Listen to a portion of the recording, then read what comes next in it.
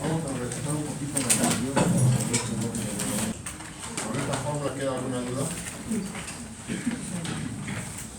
O sea, la idea es la siguiente, ¿no?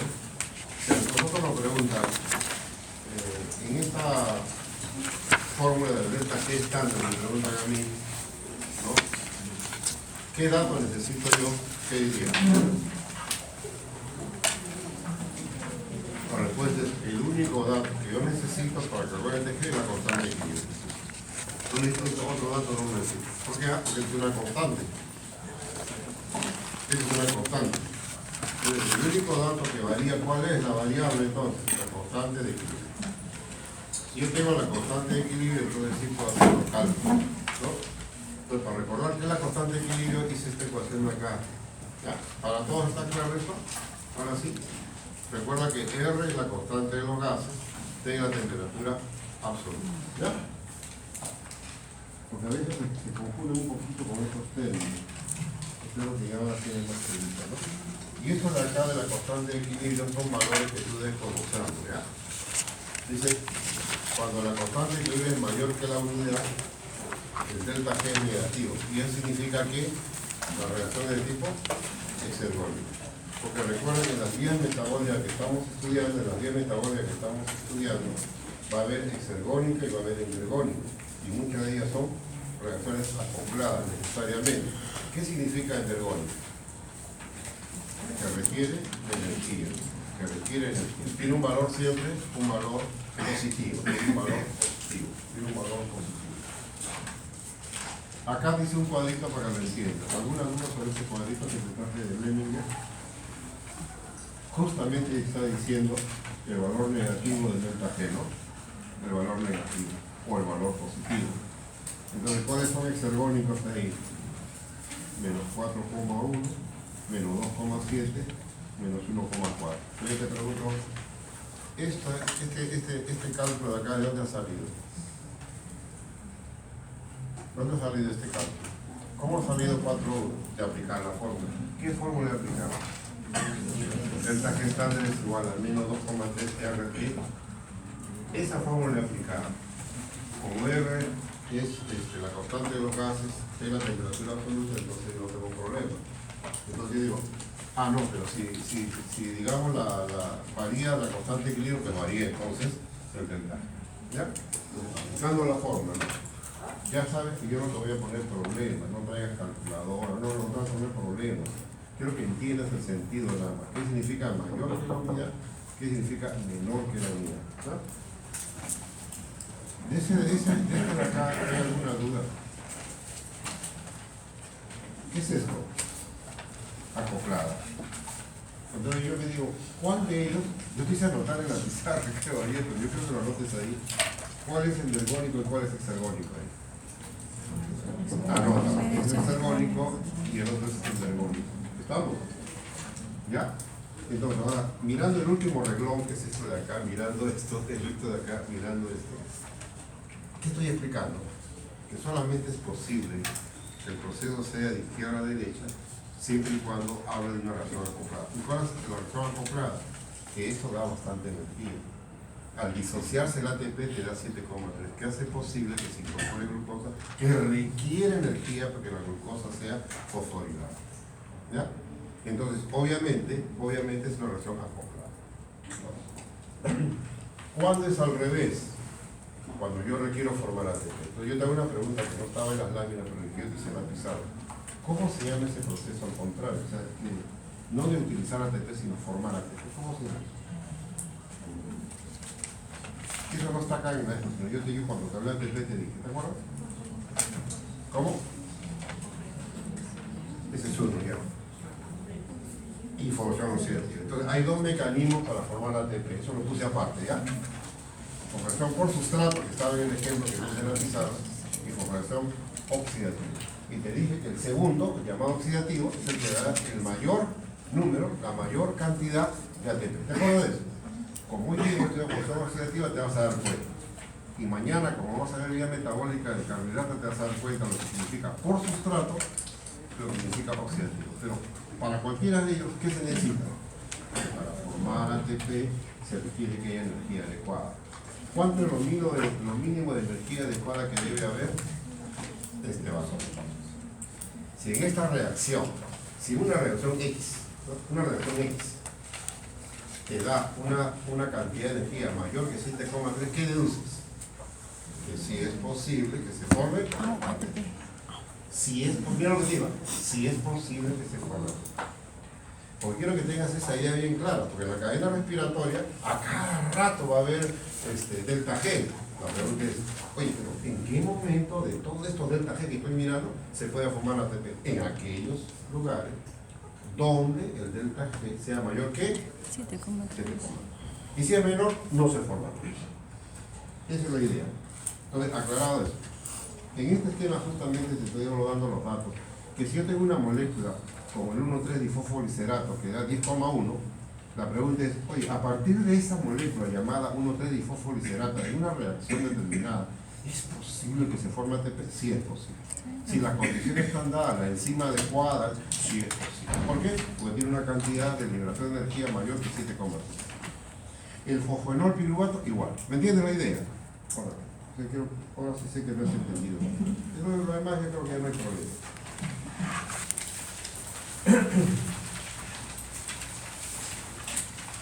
Entonces, ahora vamos a tratar el tema de cómo se forma ATP teniendo en cuenta los mecanismos de oxidación y reducción. ¿Ya? Esa es la idea. Entonces, empezamos con este concepto. Adelante. Mecanismo de oxidación y reducción. ¿Qué significa oxidación? Pérdida de electrones. ¿Qué significa reducción? Ganancia de electrones. En la reacción redox, los electrones son transferidos de una molécula donadora a una receptora, o redox, ¿ya? Entonces, si yo tengo una cadena respiratoria y al final tengo el oxígeno, ¿no es cierto? ¿Quién recibe los electrones al final? El oxígeno. O sea que el oxígeno es un gran oxidante o un gran reductor. Te pregunto, si en la cadena respiratoria hay alguien que va a recibir los electrones, que es el oxígeno, ¿ese oxígeno sería un gran oxidante o sería un gran reductor? Piensa antes de responder, por favor. Gran reductor. Un gran oxidante, como estás hablando, electrones para reducir. ¿Entiendes la idea? ¿Ya? Si hay alguien que reemplace al oxígeno, en esa misión podría ir al final. Claro, que alguien que lo reemplace podría ir al final. ¿Ya? Entonces, ¿qué significa par redox? Que si alguien se oxida, el otro se reduce. Ese es un par redox. Y la pregunta es, ¿y por qué tengo que meter el par redox acá? Porque en la cadena respiratoria hay transferencia de electrones. Uno se oxida y el otro se reduce necesariamente. Si alguien se oxida, tiene que haber un receptor. Y de esa manera se genera o se libera energía. Entonces, como la pregunta que nos hacemos, bueno, ya, se libera energía. ¿Y cómo se forma ATP? Ese es el problema que vamos a resolver ahora. ¿Ya? Ese esquemita lo entiende, sencillísimo, ¿no? Entonces se entiende con bastante facilidad. Ahí no hay problema. Seguimos. Entonces, ahí tienes unas reacciones de óxido-reducción. ¿Ya? Entonces, el término A está reducido, el término B está oxidado. Termina la reacción y el término A está oxidado y el término B reducido. ¿Qué ha pasado ahí? Que se han transferido equivalentes de reducción. ¿Ya? Mira lo que te digo, se han transferido equivalentes de reducción. ¿Cuáles son los equivalentes de reducción que se han transferido? Electrón y protón. Entonces, la transferencia de electrón y el protón, o ion hidrógeno si tú quieres, significa que los equivalentes reductores pueden ser recibidos, claro, por un receptor que puede ser el FAT. Vamos a ver el FAT ahora. El más reducido, que ya lo conoce, se llama nicotinamida de adenina dinucleótido reducido. Si miras el esquema, por favor, tú puedes acá poner una llavecita así, de aquí a acá una llavecita y le pones forma reducida.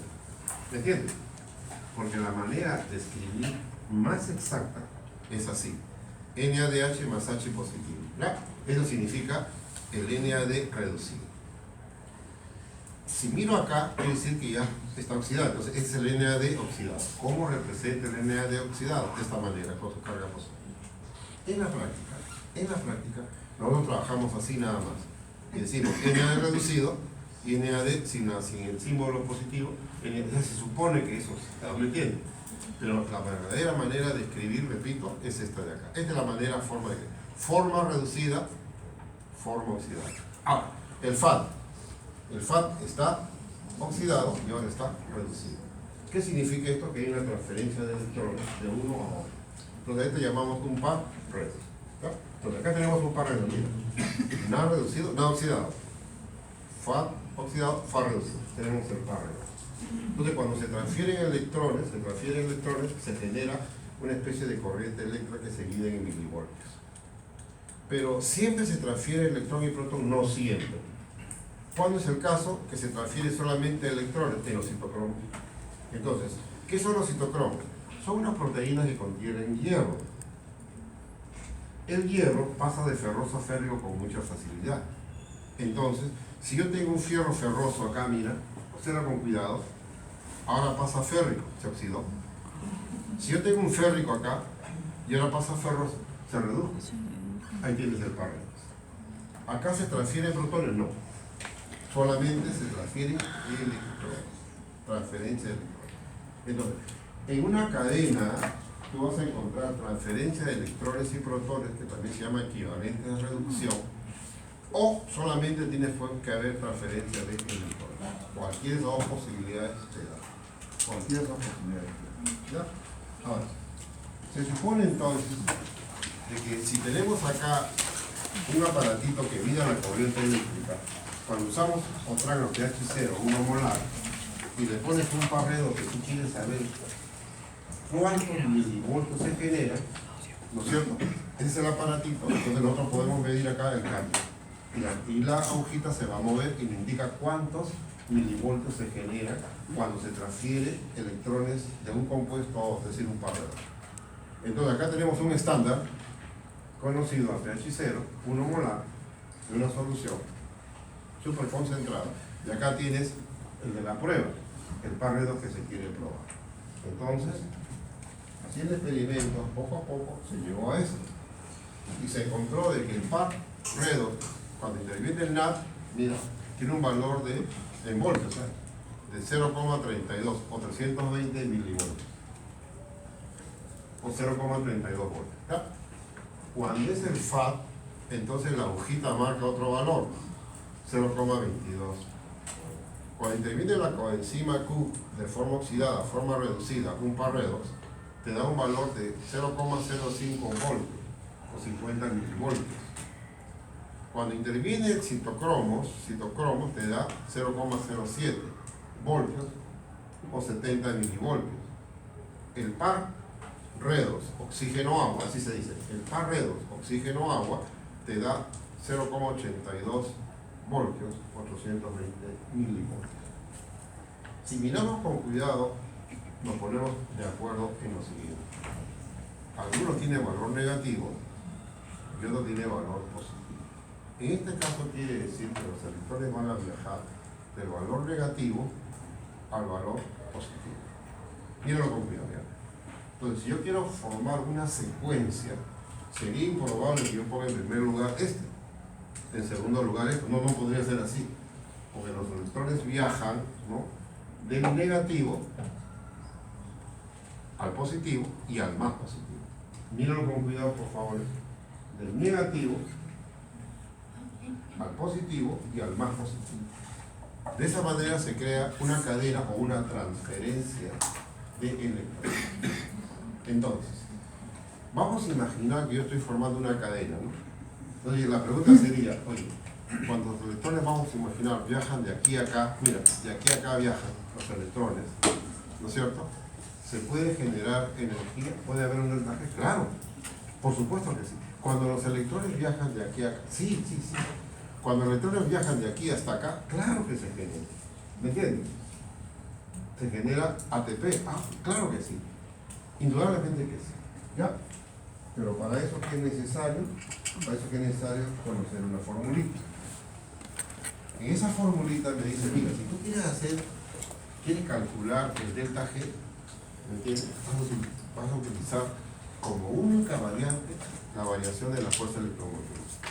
Porque esta es una constante de Faraday conocida.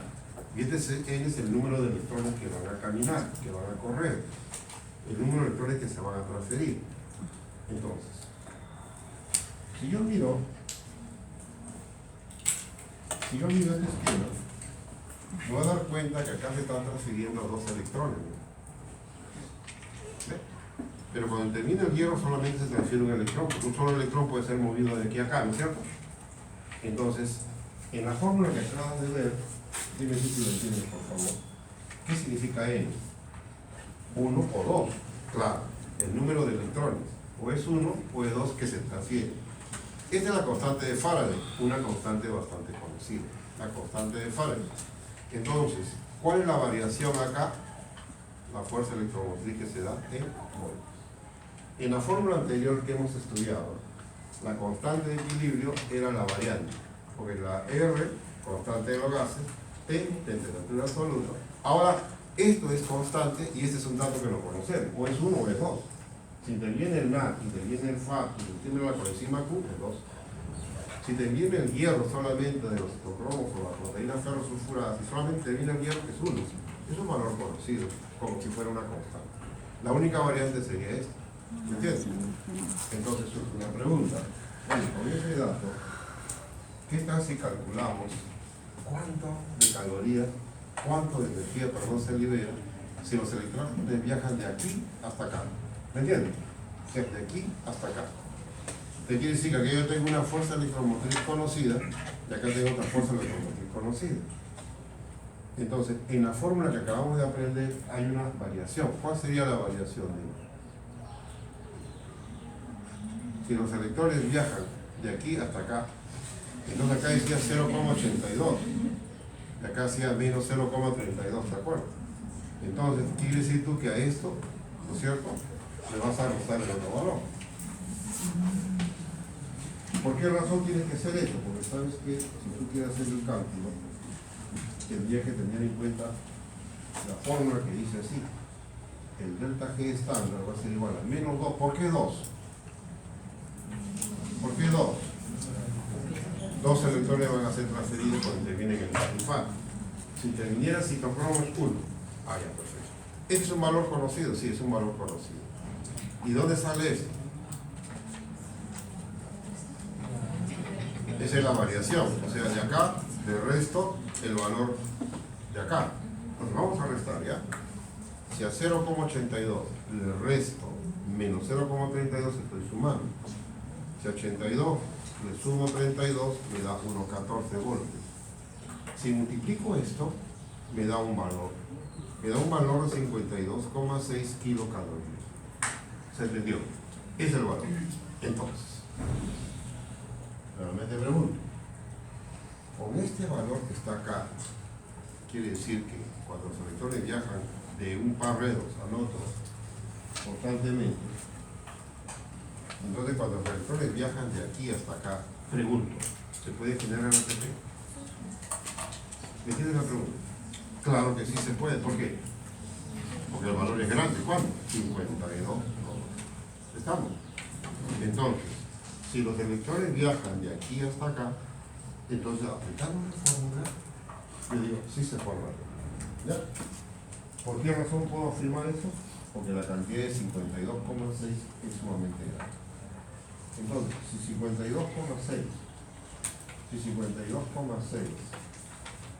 sería 52,6 kilocalorías. Lo divido entre, me dirás, ¿cuánto necesito para cada ATP? 7,3, me da un valor de 7,20. 7,20 sería el número de ATP que se generaría. ¿Me entiendes? El número de ATP que se generaría. Tomamos en condicional. ¿Estamos? Ahora, ¿tú te acuerdas cuando me enseñaron en la pre, por cada NAD reducido que entra en la cadena respiratoria se forma 3 ATP? Por cada FA reducido de la cadena respiratoria se forma 2 ATP. Y ahora yo lo voy a deducir que es cierto, pero también se ha aproximado un poquito mejor y se dice que por cada NAD reducido se forma 2,5 ATP. Y por cada FA reducido se forma 1,5 ATP. ¿Cómo explicas eso? Si con 52 se puede formar 7.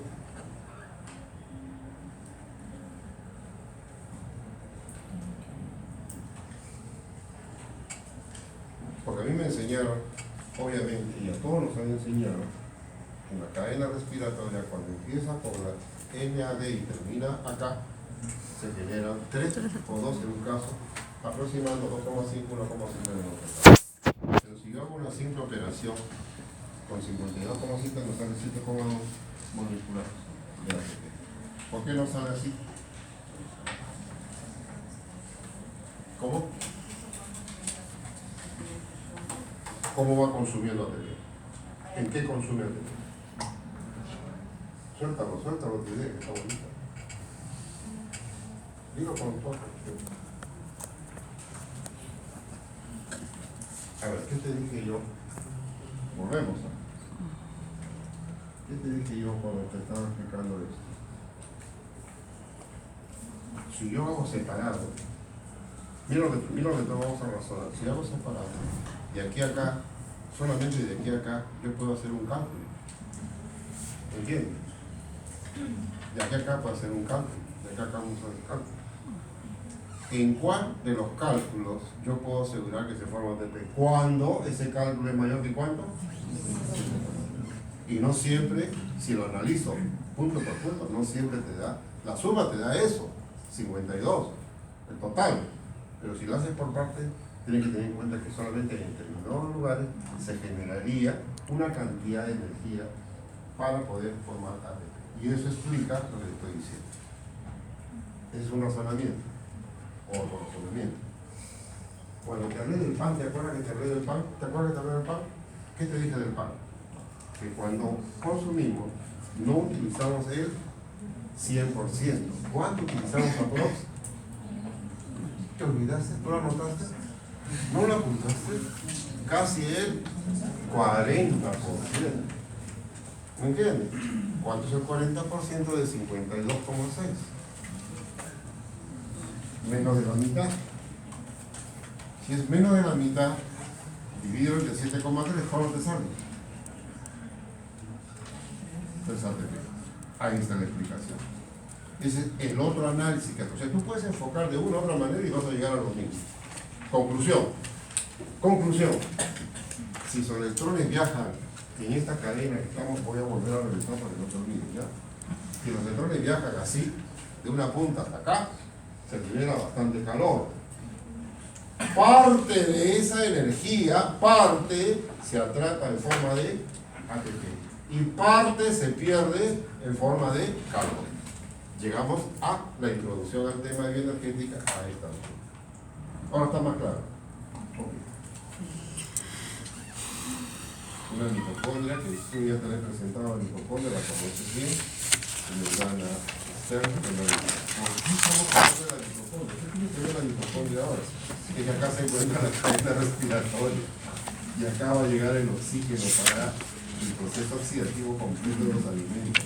Hay una membrana externa y una membrana interna. Es una microfotografía electrónica de esta mitocondria. Recuerda que esta mitocondria, al ser fotografiada mediante ese método, ya está inhabilitada, ya es una mitocondria viva. Ese microscopio electrónico no te va a enfocar un tejido vivo, una célula viva. Ya ha sido fijada con compuestos químicos, ¿me entiendes? O sea, nos imaginamos nosotros que ahí está la mitocondria, están las crestas, pero en vivo será así, o en vivo tendrá otro aspecto, o en vivo se verán más laxas las crestas, ¿entiendes? Pero esta es una observación de microscopía electrónica, todavía no ha aparecido una técnica por la cual podríamos nosotros fotografiar una organela como esta en vivo, no es posible. Pero acá tenemos bastante datos, sí, porque así determinado que hay una membrana externa que es permeable a un electrolito, compuesto. Y hay una membrana interna, esta membrana interna es impermeable a la mayoría de pequeñas moléculas y iones, incluyendo los protones. Contiene la cadena respiratoria, contiene la translocasa que permite que el ADP entre y el ATP salga. Como yo ya te adelanté que la mayor cantidad de ATP se va a formar acá con formación oxidativa, ese ATP tiene que salir. Por lo tanto, una translocasa puede permitir que entre ATP y salga ATP. Si hay algún compuesto inhibitorio de la translocasa, altera todo. Hay venenos que se obtienen de ciertas plantas para poder detener la actividad de translocasa. Si tú detienes la actividad de translocasa con un inhibidor de ese tipo, un veneno de ese tipo, se acabó. Así hay oxígeno, lo que tú quieras, no hay ADP. Si no hay ADP, no hay ATP. Porque ¿quién va a recibir los fosfatos para formar ATP? El ADP. Si tú no le das ADP acá, pues es importantísimo entonces. Vas a encontrar la ATP sintasa, o sea, el complejo F0, F1, ATP sintasa, se va a encontrar en la membrana interna. Y una serie de transportadores más que vamos a recordar. La matriz, ¿no? La matriz. Acá se encuentra cantidad de enzimas, ¿no? Una de que yo te mencioné, creo, por lo complejo que es la piruvato deshidrogenasa. ¿Te acuerdas que la piruvato deshidrogenasa es una enzima complejísima que va a permitir la transformación del piruvato en acetilcoenzimasa? Y es fundamental, obviamente, ¿no? No todas las enzimas del ciclo del ácido cítrico, ciclo de Krebs, la de la oxidación de los ácidos grasos. Es decir, vas a encontrar también DNA, vas a encontrar también ribosoma, ¿no? Una serie de iones, el ATP, el ADP, el magnesio, el calcio, es decir, es complejísimo. Esta mitocondria es una herramienta que tenemos que recordarla para continuar el estudio. ¿Por qué? Porque en la cadena respiratoria están los componentes enzimáticos. ¿Cuáles son los componentes enzimáticos que se han encontrado? Vamos a leerlo. A ver, número 1. Deshidrogenasa ligadas a DNA. ¿Qué significa deshidrogenasa? Es un grupo de enzimas que están en la clasificación llamado oxidorreductasa. Estas enzimas con frecuencia tienen como coenzima el NAD o el FAD. Entonces, recordamos una deshidrogenasa ligada a NAD. Entre paréntesis, ¿qué hemos puesto? La forma oxidada y la forma reducida. Ya saben que la forma oxidada se escribe mejor con su positivo acá, y la forma reducida, ¿cómo se escribe? NaH más H positivo. Eso en realidad es así, pero acá en la forma práctica lo hacemos. ¿Ya? Es un grupo de deshidrogenasa ligada a la flavina, FAD oxidado y FAD reducido. ¿Entiendes? Proteínas que contienen hierro y azufre, proteínas ferrosulfuradas. ¿Por qué es importante recordar? Porque se encuentra en la cadena respiratoria. ¿Y por qué será importante eso? Porque tienen hierro. Y el hierro permite la transferencia de electrón, más no protón. En cambio, el NAD y el FAD permite la transferencia de los dos equivalentes reductores, el electrón y el protón. Citocromo, citocromo B, citocromo C, citocromo C, A3. ¿No? ¿Por qué no se pone citocromo A, B, C? ¿Por qué se pone el A3 al final? En este esquema que tengo. ¿Por qué se pone el A3 al final? Exactamente, por la fuerza electromotriz que genera la transferencia equivalente a reducción. Luego tenemos la coenzima Q, que es muy parecida a esa de acá, porque transfiere los dos equivalentes reductores, ¿no? Es un compuesto lipofílico, quiere decir que se asocia muy bien en la capa de fosfolípidos. ¿A esto cómo le llamaría? La coenzima Q oxidada, la coenzima Q reducida. Coenzima Q oxidada, coenzima Q reducida. ¿Ya? Entonces, pregunto, ¿qué significa estos términos de acá? Que son compuestos que forman una cadena, una secuencia. ¿Dónde se encuentra eso que hemos mencionado? Acá, en la membrana interna de la mitocondria. En la membrana interna de la mitocondria se encuentra la cadena transportadora de electrones. ¿Ya? Que lo vamos a estudiar con la forma de complejo dentro de un momento. ¿Ya? ¿Nos ubicamos? ¿Estamos? ¿Ya? Entonces, esta es la mitocondria, acá está la célula. Se supone que en un momento el oxígeno tiene que entrar acá y llegar acá para cumplir como último aceptor de la cadena respiratoria. Entonces el oxígeno es el último aceptor de la cadena respiratoria. ¿Ya? Pero en la secuencia que estamos viendo, ¿no? Hay una serie de componentes que están ligadas al NAD o al FAD que se llaman deshidrogenasa. Los citocromos también los estamos conociendo, pero sería bueno que ya hagamos una cadenita. ¿Qué te parece esa cadenita? ¿Ves? Una secuencia. Realmente, te pregunto, ¿por qué pongo la coenzima Q acá? ¿Sería más bonito poner citocromo B acá y la coenzima Q acá? ¿Por qué no pongo el citocromo B después de la coenzima Q? ¿Por qué? ¿Ah? ¿Por qué pongo citocromo B, citocromo C, citocromo A en esa secuencia? Por la fuerza electromotriz que genera. Que tenga un valor negativo, tenga un valor positivo. ¿Me estás entendiendo? Este no es un capricho, sino poco a poco fue determinado su secuencia. ¿Ya? Entonces tenemos que empezamos con NAD reducido. Proteína ferro, mira cómo lo leo, nada reducible, ¿no es cierto? Proteína ferrosulfurada, coenzima Q, estoy leyendo. Proteínas ferrosulfuradas que van de diferentes tipos, pero acá también dice, ¿no? Citocromo B, proteína ferrosulfurada, sigue la flechita. Citocromo C, proteína ferrosulfurada. Citocromo A1 y A3. Esta última se llama citocromo oxidasa. La A3 se llama citocromo oxidasa, ¿ya? Entonces, al final, los electrones que empezaron a viajar por acá, ¿quién los recibe? El oxígeno. Si el oxígeno recibe electrones y también recibe protones, te da agua. Terminó el proceso de la cadena respiratoria. Entonces, a una pregunta que de repente antes no lo sabía responder, ¿por qué esta secuencia? Por su fuerza electromotriz, que sea negativo a positivo. El más positivo, ¿cuál es? El par oxígeno-agua. Acá está, el par oxígeno-agua.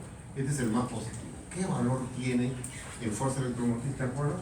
Más 0,81. ¿Ya?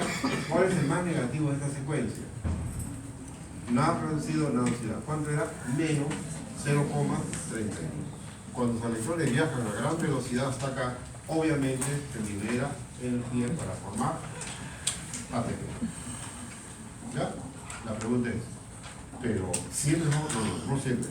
Este es un lugar donde se genera una cantidad adecuada de calorías para formar ATP. O sea, acá. Pero acá no, pero acá también, a esta altura. ¿Es cierto? Acá no, pero a esta altura sí. Entonces, ¿qué significa en mi esquema, el 1, 2, 3?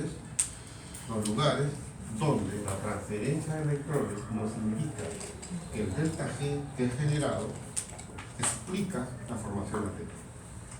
Si hago el cálculo a esta altura, me va a salir un delta G, vamos a imaginar, de 2,1.